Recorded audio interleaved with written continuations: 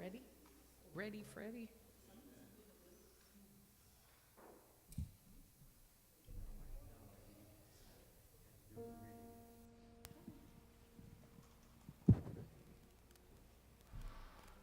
Okay. Ready, Nikki? All right. Gonna set it free, let things be, let the thrill of life carry me, 'cause now I know I'm in the flow, I'm finally free, oh blessedly.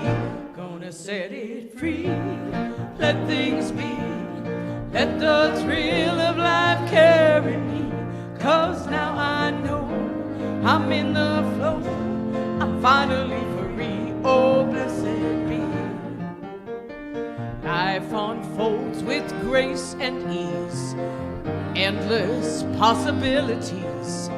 They're everywhere, they've always been, when I choose to let them in. Gonna set it free, let things be, let the thrill of life carry me, 'cause now I know I'm in the flow, I'm finally free, oh blessed be. Gonna set it free, let things be, let the thrill of life carry me, 'cause now I know I'm in the flow, I'm finally free, oh blessed be. I've outgrown those smaller dreams, the way they used to limit me. I make the space, invite love in, magic fills my life again.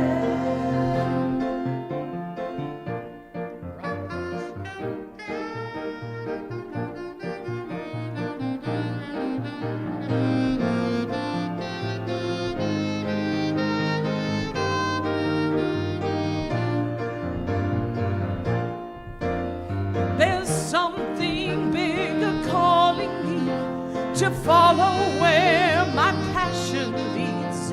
I trust the flow, I don't need to know. I dance into the great unknown. Gonna set it free, let things be, let the thrill of life carry me, 'cause now I know I'm in the flow, I'm finally free, oh blessed be. Gonna set it free, let things be, let the thrill of life carry me, 'cause now I know I'm in the flow, I'm finally free, oh blessed be. 'Cause now I know I'm in the flow, I'm finally free, oh blessed be. You know I'm finally free, you know I'm finally free, oh blessed be.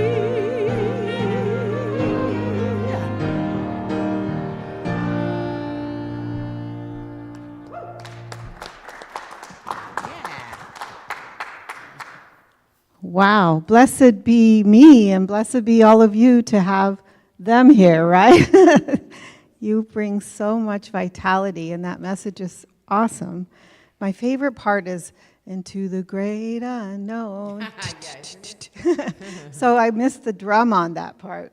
So Chris, if you're out there listening, we're missing you, but thank all of you for being here. That's so awesome. Who was with me kind of wanting to dance to that?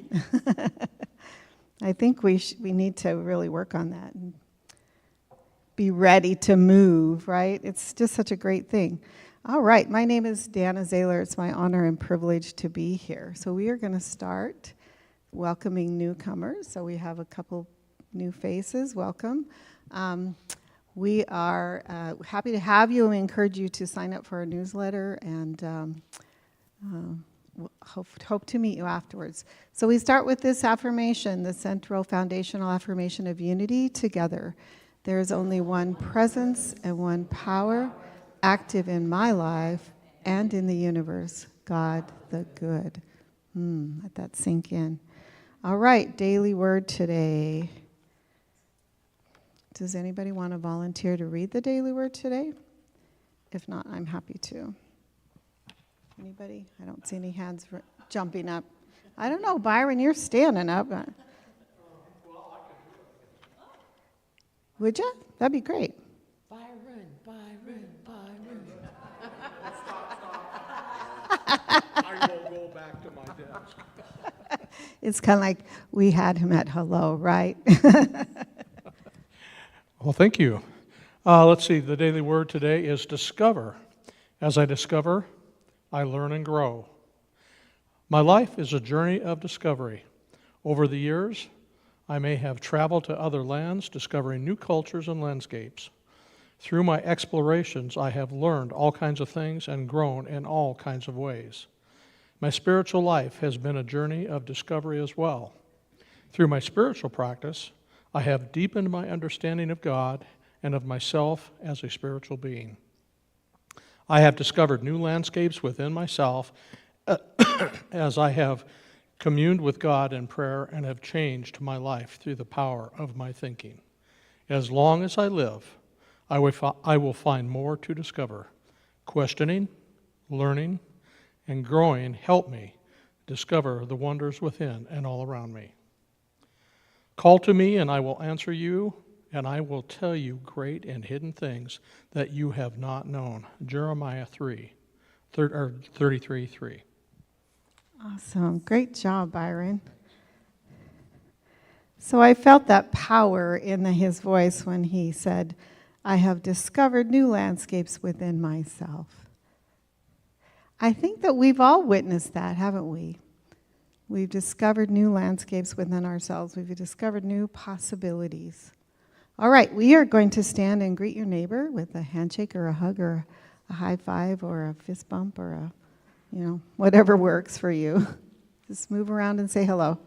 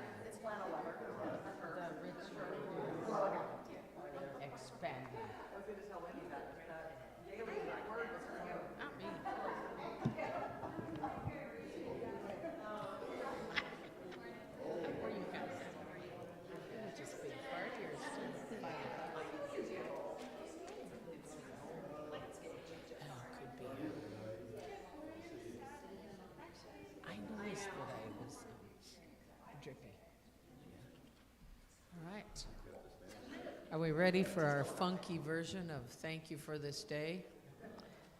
We don't have Chris, so we're going to be... Right, we're going to sing together, so if you'd be willing to stand, and we're going to sing Thank You for This Day. We're going to do 3 verses, and then Robert's taking a little solo, and then we're going to do the first verse again. So here we go.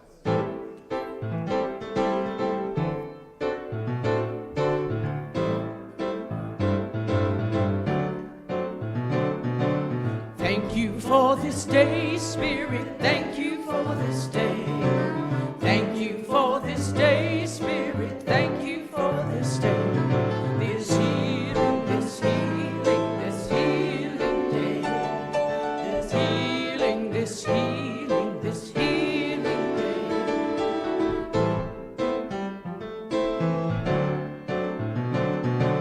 Thank you for this day, Spirit. Thank you for this day. Thank you for this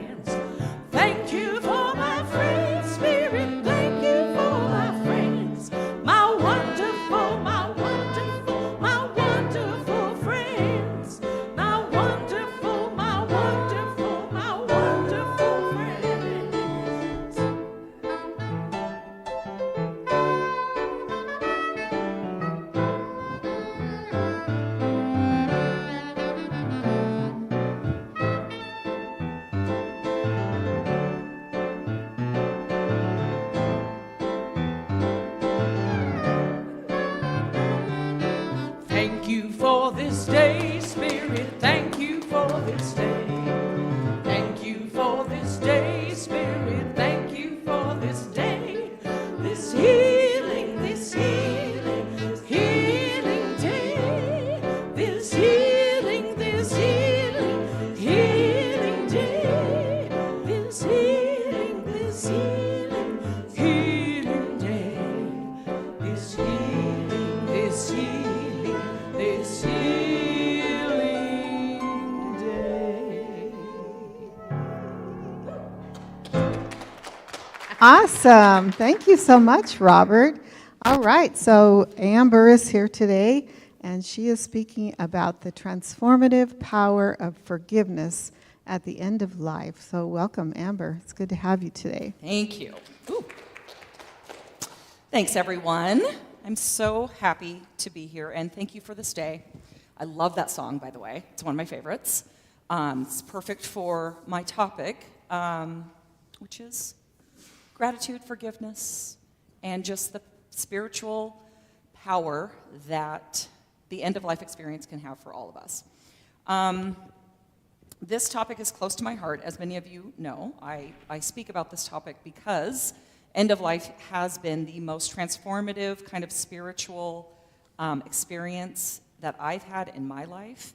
And I know how difficult it is, but also how powerful it is. And so that's why I'm excited to speak here today about it.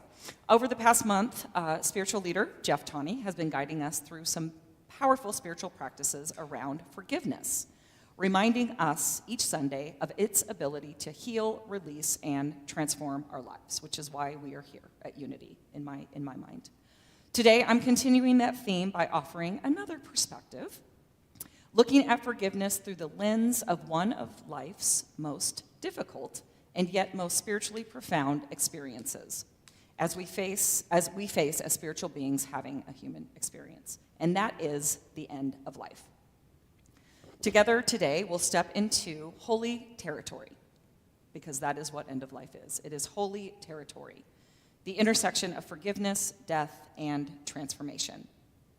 And while forgiveness at the end of life can sound heavy and maybe depressing, in truth, it is one of the most liberating, healing, and deeply transformative experiences we can encounter if we allow it to transform us. In Unity, we affirm that life is eternal, that death is not an ending, but a transition, a doorway into greater life. Unity co-founder Charles Fillmore once wrote, "There is no absence of life anywhere, for God is life omnipresent." And yet, even with this spiritual truth, we know that the experience of death, our own or that of someone we love, can be filled with unfinished business, regrets, words unsaid, wounds unhealed, pain, etc. This is where forgiveness comes in. This is where spirit comes in, always. Forgiveness is not only a spiritual practice, it is sacred medicine. At the threshold of life and death, forgiveness has the power to unbind us, to free us, to return us to love, both for the one who is dying and for those of us who are left here to continue this human experience. Unity teaches that forgiveness is not about condoning harmful behavior, pretending that what happened didn't hurt, or excusing injustice. Absolutely not. Forgiveness is also not about forgetting. It is not spiritual amnesia, and it can take time, as much time as needed. But rather, forgiveness is about release. It is about choosing not to carry the heavy burden of resentment, guilt, or bitterness any longer.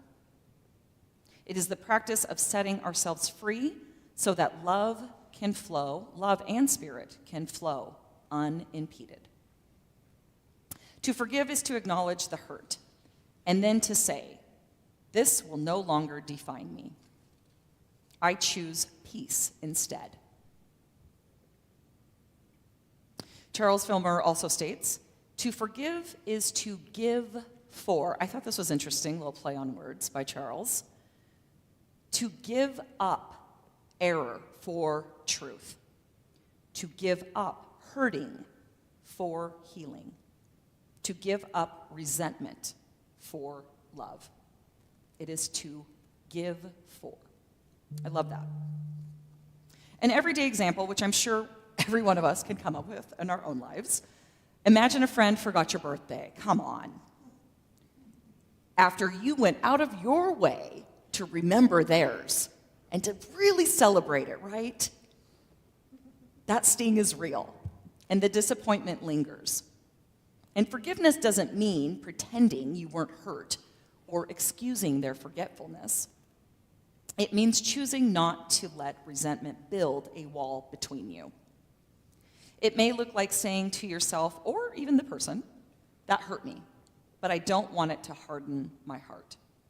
I release this and choose to remain open to love. Again, those are just words, and sometimes it takes some practice, right? Forgiveness is a practice. Whether or not the person apologizes, forgiveness frees you to live with a lighter spirit, a lighter heart. But what we're talking about here today is not everyday examples of forgiveness, those kind of small ones, right? At the end of life, forgiveness can take on a new and more profound urgency. A person who is preparing to leave this physical plane often desires to release every burden, every regret, every unfinished piece of business, so they can cross the threshold with peace in their soul. And those who love them often long for resolution as well. To know that love, not resentment, has the final word. As Jeff shared in his talk a few weeks ago, one of the most beautiful and practical teachings on forgiveness comes from the Hawaiian practice of ho'oponopono. This ancient practice is a ritual of reconciliation and forgiveness, often done within families. The essence of it can be expressed in 4 simple phrases, and I'm using Jeff's, that was the wrong one. I'm using Jeff's slide for this. 4 simple phrases. I'm sorry. Please forgive me. Thank you. I love you. So simple, yet it can be very difficult to say those words. These words spoken sincerely can dissolve lifetimes of pain. They are not about blame. They are about restoration. They return us to right relationship with ourselves, with each other, and with spirit. At the end of life, ho'oponopono can be profoundly healing. Imagine sitting with a loved one who is dying and simply saying, I'm sorry. Please forgive me. Thank you. I love you. These words bypass the need for explanation or defense. They open the heart. They let the soul rest. And even after someone has passed, these words can still be spoken. We can pray them. We can whisper them into the silence. We can write them in a letter and place it on an altar. Forgiveness is not bound by time or space. Love transcends the veil between this life and spirit. I want to talk now about the power of forgiveness on the one who is dying. Richard Rohr, in his book, it's one of my favorite books, Falling Upward, reminds us that the second half of life, is that the right one? Yeah. Is about soul work, not ego work. He writes, in the second half of life, we are not so much driven as we are drawn by love, by grace, by forgiveness, by the soul's deep desire for wholeness. For someone who is preparing to die, forgiveness can be that final act of wholeness. It allows the soul to be unburdened. It allows the ego to rest. It opens the way for a peaceful transition. Many hospice workers have said that people often linger in their dying process until forgiveness has taken place, either giving it or receiving it. When words like, I forgive you, or I love you, are finally spoken, something shifts. The person relaxes. Their breathing eases. They are able to let go. Forgiveness, then, is a sacred key. It unlocks the door between this world and the next. But forgiveness at the end of life is not only transformational for the dying, it is also powerful for those of us who remain. When someone we love dies, the grief we feel can be made heavier by unresolved wounds. We might find ourselves saying things like, "I never got to tell them I was sorry." That's the grief of unfinished business, of knowing we left words unsaid. We might also say, "They never forgave me for what I did." And that's the pain of wondering if we were really, truly reconciled. We also might say, "We never healed that old argument." These unhealed places can linger in our hearts, becoming like the heavy stones, which Jeff has here. Jeff talked about last week in his ceremony of forgiveness. Stones that weigh us down. Stones that keep us from fully living. But here's the good news. Forgiveness can transform us too. Forgiveness allows us to set down those stones. It allows us to release our guilt, our resentments, and our endless if-onlys. In doing so, we discover that forgiveness is not only something we give, but something that gives us back to life. Marianne Williamson, in A Return to Love, another wonderful book, writes, "Forgiveness is the key to happiness." Forgiveness is the key to happiness. It is the means by which the chains of the past are broken. It is the choice to see every encounter as a chance to begin again. Richard Rohr adds to this by saying, "If we do not transform our pain, we will surely transmit it." In other words, when we forgive, even after someone has died, we transform the pain rather than passing it on to ourselves, to our children, to our communities. So when we forgive at the end of life, whether the person is still physically here or has already crossed over, we are choosing life. We are choosing freedom. We are choosing to live with hearts that remain open instead of guarded.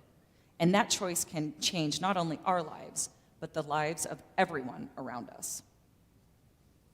I recently came across a story from a hospice nurse that really moved me to tears. She said that in her years of work, she had seen many end-of-life journeys, as hospice workers do, but one stood out above the rest. She had a patient named Susie who had battled addiction for over 50 years. Because of it, she was estranged from her daughter and from her siblings. And with no family by her side, she spent her final days in an independent living facility with hospice as her only support. In the beginning, Susie was bitter and angry. Her past weighed heavily. Rejection had hardened her heart. But as her illness progressed, she began to soften. And with that softening came a final wish. She longed to see her daughter. She longed to speak with her sisters. The hospice nurse reached out again and again, leaving messages, praying that someone in her family might be willing to pick up the phone. Finally, her daughter, Valerie, answered. Valerie spoke of years of hurt, of the deep wounds left from living with her mother's addiction. The nurse gently reminded her of the healing that could happen in these last moments, the chance for peace that would never come again. By the urging of spirit, I believe, Valerie came. She sat by her mother's side until the very end. But there was one more wish that she had, which was to see her sisters. And after searching through her phone, the hospice nurse found a number and made the call. At first, there was hesitation and resistance, memories of family conflict, resentment, and silence. Yet when Susie's sisters agreed to FaceTime, the years of distance dissolved in an instant. All the women burst into tears, apologizing, asking for forgiveness, pouring out love they had waited so long to say. I'm sure many of us have experiences like this. The nurse wrote, "In that moment, I knew this is why I do what I do. Hospice care is more than medicine. It's about dignity, love, and ensuring that no one leaves this world without knowing they mattered." That's Spirit's work as well, and our work. These stories remind us that forgiveness is always possible and that it is never, ever too late. And here's another wonderful aspect of Spirit, a truth, is that forgiveness does not end when life ends. We can continue the work of forgiveness even after someone has died. Unity's teachings remind us that we are spiritual beings and that spirit is not bound by time or space. If love is eternal, then so too is the possibility of forgiveness. Perhaps you never had the chance to ask your mother's forgiveness. Perhaps your father died before you could forgive him. Perhaps a friend left suddenly, and the wound between you was still raw. It is important to remember that the conversation continues. You can still speak your words of forgiveness. You can still hear theirs. The veil is thin, and spirit communicates through dreams, through inner nudges, through signs and synchronicities, so many ways. I am reminded of a woman that I met who shared that she had been estranged from her brother for many years. He died unexpectedly, and she was devastated that she never reconciled with him. A few weeks later, she dreamed he was standing in front of her, smiling. In the dream, he reached out, took her hands, and said, "I forgive you, and I hope you can forgive me too." She woke up in tears, but with a profound sense of peace. For her, that dream wasn't just a dream. They never are. It was a holy moment of reconciliation, Spirit's way of completing what had been left unfinished. These experiences remind us that forgiveness is not limited, again, to this time and space, or even this physical existence. The heart-to-heart connection continues. A simple ritual can also be very powerful with this. Lighting a candle, speaking the person's name, saying the words you never had the chance to say in life. I forgive you. Please forgive me. Thank you. I love you. Then sit in silence. Feel their presence. Let your heart receive the forgiveness you need. In this way, forgiveness becomes not just a moment, but an ongoing relationship, a bridge of love that continues across the threshold of death. So why is forgiveness so transformational at the end of life? Because at that threshold, all that is false falls away. Our egos, our pride, our defenses, they begin to loosen. What matters most comes into focus: love, connection, wholeness. Forgiveness is love in action. It clears the path. It returns us to God, who is absolute love. I was looking up Unity's kind of daily words, and one of the affirmations I came across was this one, and I'd like you to read it with me if you would. Together, through forgiveness, I am set free. I forgive and I am forgiven. I let the past go and live fully in the present. That is so true. We forget it, but it is so true. At threshold of life and death, this affirmation becomes a doorway into eternity. So how do we practice forgiveness at end of life? For ourselves, for our loved ones, for those who have already crossed over. This month, Jeff has shared many practical steps, and now here are a few of mine, and they probably are very similar. Sorry. Begin now. Don't wait for death to be near. Ask yourself today, who do I need to forgive? For whom do I need forgiveness? Or from whom do I need forgiveness? Start the conversation. 2, use ho'oponopono. Speak the 4 phrases daily, even silently, even to yourself. This can be a powerful exercise. I'm sorry. Please forgive me. Thank you. I love you. Actually, that could be one of the most powerful things you can say to yourself, because it's often very difficult for us as humans to forgive ourselves for things. So the sooner we're able to do that, the sooner we're able to do that for others. Let these words soften your heart. Create ritual. Light a candle. Write a letter. Say a prayer. Invite Spirit to be a part of your forgiveness practice. Spirit needs to be there. Release the need for outcome. Ooh, this one's tricky. Sometimes the other person may not respond the way you hope. Sometimes the other person's not sorry. That's the hardest part. That, for me, is very difficult when the other person isn't sorry. But that's the whole point, is forgiveness is not for the other person. It's for you. It's to set you free. Trust that forgiveness continues. Even if someone has died, trust that your words are heard. Oh my gosh, that is so true. Death is actually not an ending at all. It's a continuation, and the relationship can actually sometimes, I know it sounds crazy, be stronger after death. I have a really good friend whose mother died, and she feels more connected to her now than she ever did in life because she feels the power of her mother's true spirit, not her human egoic body. Spirit is bigger than death. That is the truth.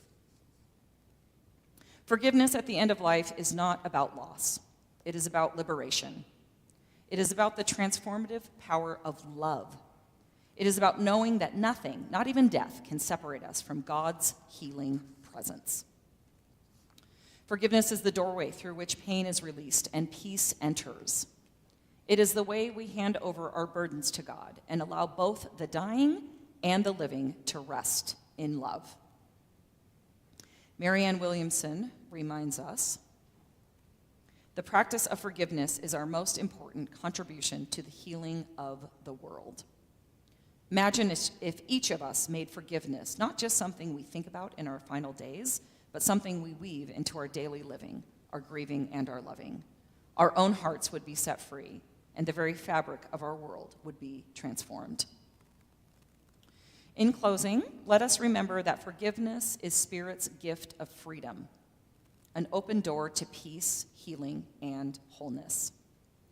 At the end of life, forgiveness becomes a holy bridge, transforming not only the one who is preparing to cross over, but also those of us who remain.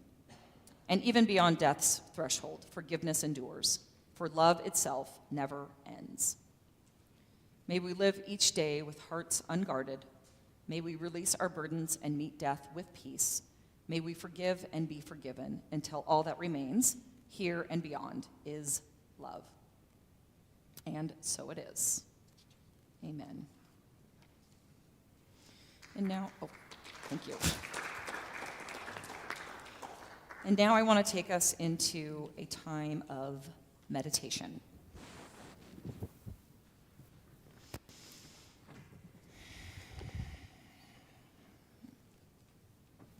Gently close your eyes if that feels comfortable as we sink more deeply into this here and now present moment.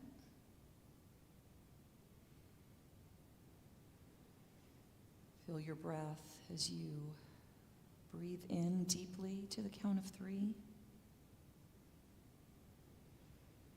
and out to the count of 3.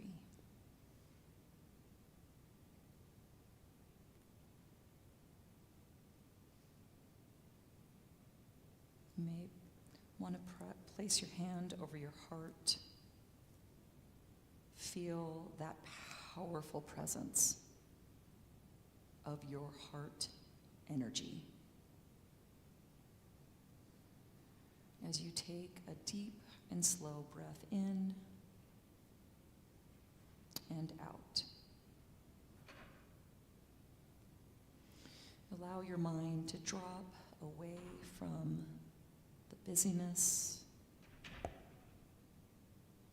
and into the quiet sanctuary of your heart.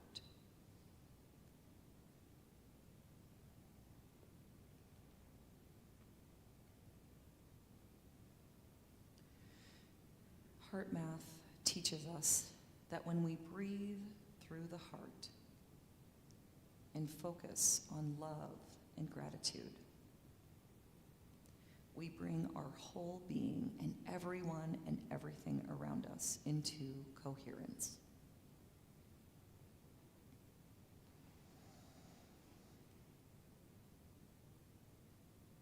So now I want you to bring to mind something or someone that you deeply love and are deeply grateful for.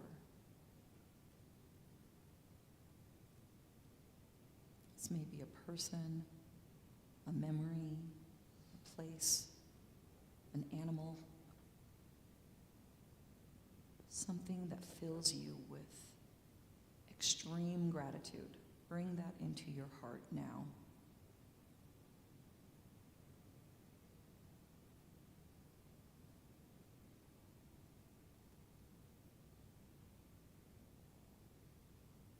Hold that feeling of gratitude in your heart.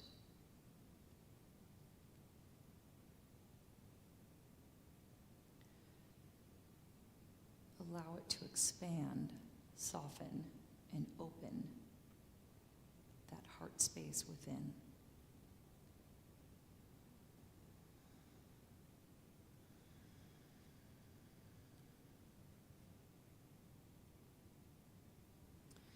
And now, into this heart space, gently bring the image of someone with whom you desire forgiveness. Perhaps this is someone still living. Perhaps it's someone who's passed on. See their face from your heart.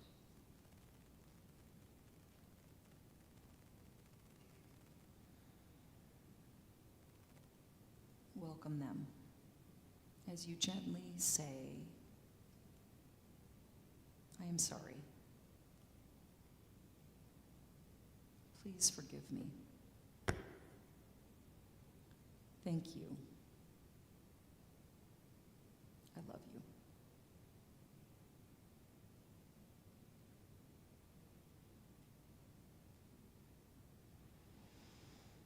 Breathe this truth into your heart and notice any softening. Notice the healing presence of Spirit all around.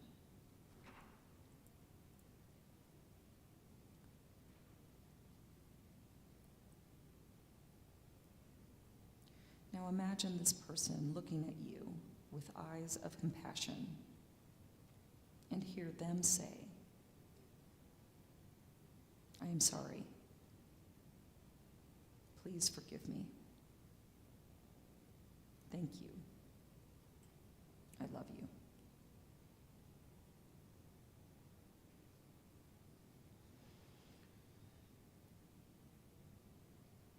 Feel the energy of forgiveness moving between you, across time and space, across life and death,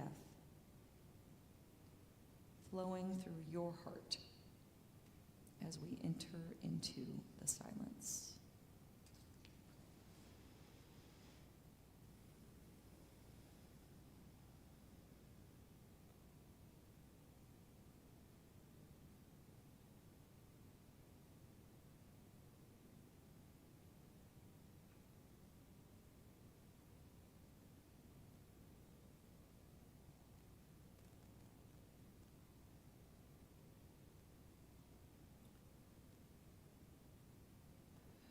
Divine Spirit, we give thanks for this sacred opportunity to forgive and to be forgiven.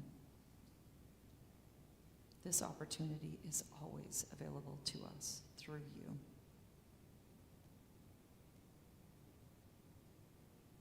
We give thanks for the healing energy that moves through us, softening our hearts and lifting our burdens.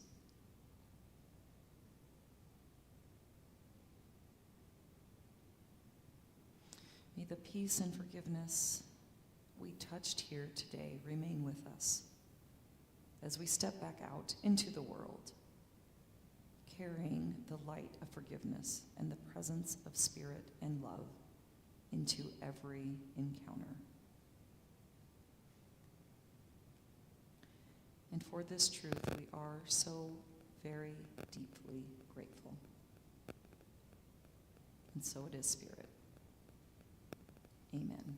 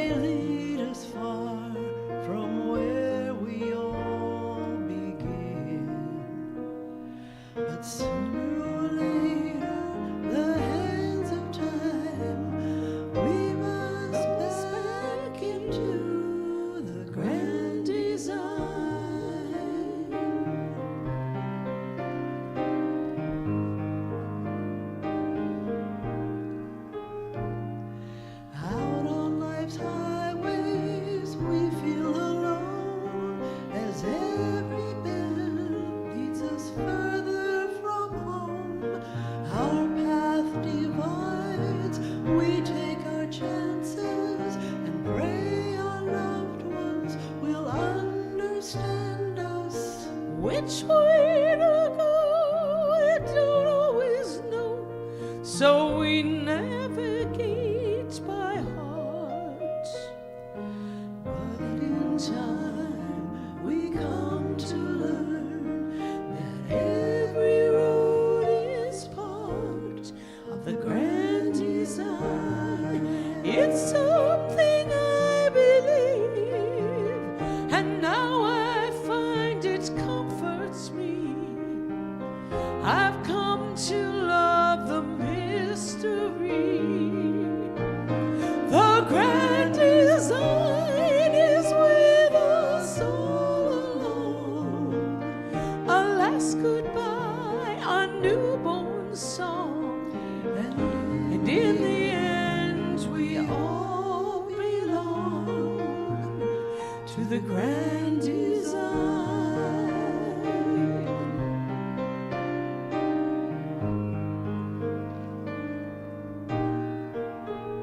If we could rise up high, see the whole road of far we've come and where we'll go, see how our pathway crosses the others, we know how much we need each other. In this living tapestry, each thread is someone's road. And one day from a higher place, we may know the grand design. It's something I believe, and now I find it comforts me. I've come to love the mystery.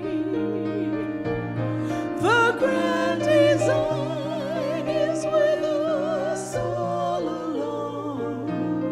A last goodbye, a newborn song, and in the end we all belong to the grand design.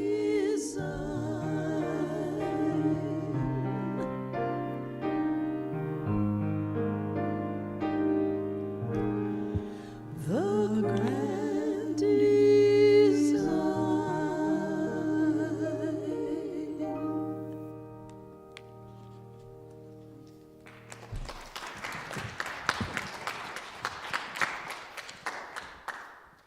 Indeed, we all belong. We can have the lights back up. We are going to move into our time of tithing today. So I just invite you to consider the gifts that you share with this ministry, and thank you in advance for that as we pass the baskets.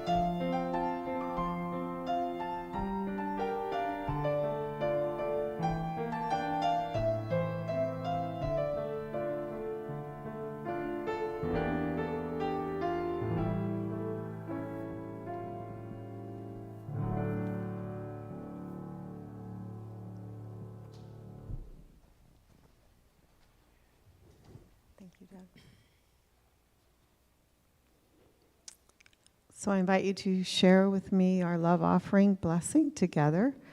Divine love in, through, and as me blesses and multiplies all that I am, all that I have, all that I give, and all that I receive.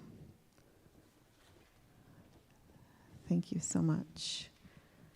So our unity peace statement together. Unity stands for peace in the presence of conflict, for love in the presence of hatred, for forgiveness in the presence of injury. Unity honors the many names for God, the many paths to God, the many ways to worship God. For there is only one power and presence of God, and that God loves each one of us equally. Unity urges all nations, their leaders, and their people to pursue peace, not war, for this is what honors the God of all our faith traditions. So I don't want to forget to remind people or invite people. We are creating a rock garden, and we are using this forgiveness practice that Jeff introduced last week. So as you can see, there's a number of rocks here that need to go to complete our rock garden. So if you haven't done this yet, I would invite you to take one of these sheets of paper, and then on the back of the sheet, you just reach in to allow Spirit to give you which word for your own growth and understanding, and then you write that word onto one of the rocks. And then that will go into, they're going to be sealed, and then that will go into our rock garden, which is right out in front of the building here. So, and if you've already done it and you want to do another one, please feel free to do that. So, thank you. So, announcements today. One announcement is Jeff had a little bit of a surprise this morning that his new grandson is being born today. And so he is being grandpa duty for his granddaughter as his son and his son's wife and their new grandson is coming into this world. So we're all thinking of him and thinking of the family. Because of that, there will not be any support circles today, but please know that we do have a support circle 4 Sundays of the month, and they are either around sacred play or around sacred sharing. So, however, there will be no circle today. And good for you, Jeff. All right, so next Sunday's talk is going to be given by this Sanmeet Kaur. She is a breath practitioner. She has a healing practice around breath practice. And so she's going to be introducing us to this breath work that she does next Sunday. And then also she's going to be doing a seminar, which is like a weekend event, and that's going to be at the end of October. So come next week so you can learn more about it and then explore whether that's something that you feel called to do. Day of the Dead, we're celebrating again. The last Sunday in October, we're celebrating on the South Hill with the South Hill Church to celebrate the Day of the Dead. And how many were there last year? It was a wonderful, delightful service. It's a big celebration. There's food and music, and just really explaining the tradition of the Day of the Dead, which is really about honoring those people who are still part of our lives. So consider going to the South Hill Church on that Sunday. Also, I think we are going to be contributing to the food as we did last year. So next week, Jeff will let us know more about when we're going to actually be feeling inspired to create that food. So thank you for your consideration on that. Okay, we don't have any youth today here, but we're going to say the youth blessing on behalf of all of the children that are in our lives. So together, be the love you are, sing the song you hear, Share your joy of life with people far and near. And now for ourselves, be the love we are, sing the song we hear, share our joy of life with people far and near. Thank you. All right, we will stand and join in a circle for the peace song.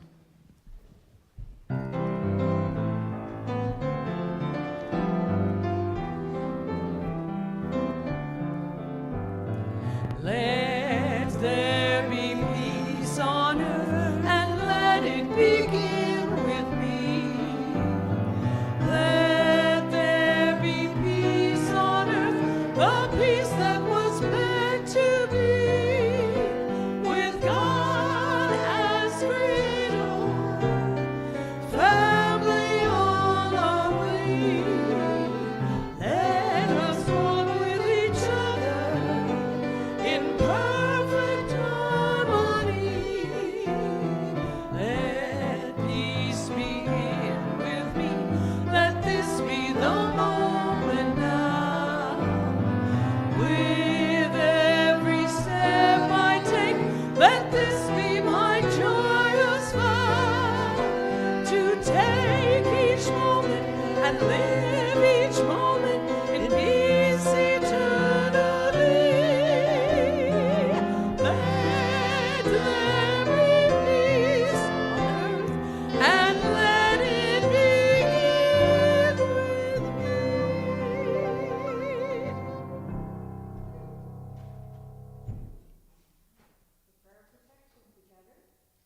Light of God surrounds us. I am the light of God. The love of God enfolds us. I am the love of God. The power of God protects us. I am the power of God. The presence of God watches over us. I am the presence of God. Wherever we are, God is, and all is well. And that's the truth.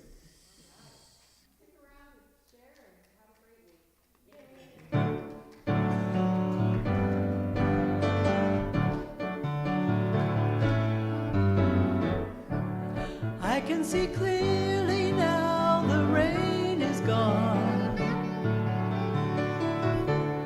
I can see all obstacles in my way. Gone are the dark clouds that had me blind. It's gonna be a bright, bright, bright sunshiny day. It's gonna be a bright, bright, bright, sunshiny day. I think make it now, the pain is gone. All of those bad feelings have disappeared. Here is the rainbow I've been praying for. It's gonna be a bright, bright, bright, bright sunshiny day. Look all around, there's nothing but blue skies. Look straight ahead, there's nothing but blue skies.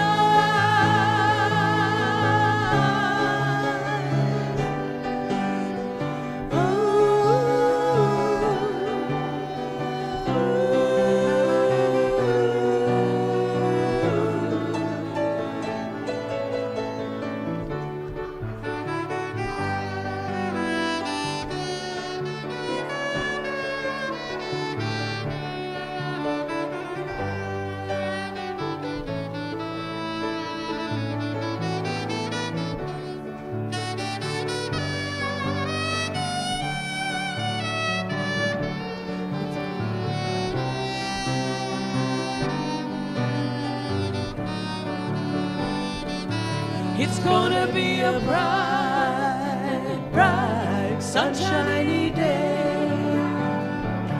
It's gonna be a bright, bright, bright, sunshiny day. It's gonna be a bright, bright, sunshiny day.